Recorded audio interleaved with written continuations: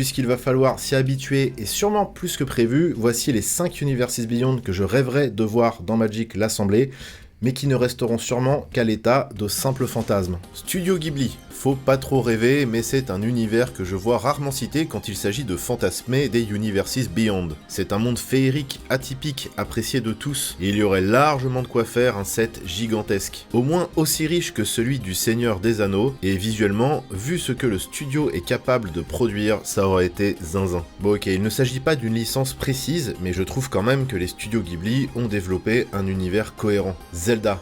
En vrai, j'ai une toute petite lueur d'espoir. On sait que c'est extrêmement difficile de traiter avec le Japon, mais ils ont bien eu Square Enix. Mais là, c'est Nintendo, et ça, c'est une autre paire de manches. Donc franchement, il ne faut pas se faire de faux espoirs. Ai-je vraiment besoin de préciser en quoi ce serait un Universes Beyond parfait? L'Albinos Elric de Melny Bonnet évolue dans un univers de dark fantasy cosmique et métaphysique. Le cycle d'Elric, écrit par Michael Moorcock entre les années 60 et 90, a eu une influence primordiale sur la fantasy moderne. Et vu le nombre de personnages et de lieux complètement fous rencontrés dans les romans, il y aurait vraiment de quoi faire. Mais malgré le fait que ça colle à 100% à l'univers de Magic, cette saga reste trop de niche pour le grand public. Un Universe Beyond sur les champions éternels n'arrivera donc probablement jamais. Les humanoïdes associés, avec l'Incal, les métabarons et tous les autres mondes bariolés qu'ils ont portés, notamment à travers le cultissime magazine Métal Hurlant. Et bien sûr, derrière les illustrations, tous les pontes de l'époque, Khaza, Druyet, Moebius. Il y aurait de quoi faire le set le plus barré jamais vu dans Magic. Bon, ça n'arrivera jamais, je vais me faire des proxys. Wizards tape dans la main de Play-Doh et Nickelodeon, alors autant y aller à fond. Est-ce que vous vous rappelez des Mighty Max? Et à votre avis,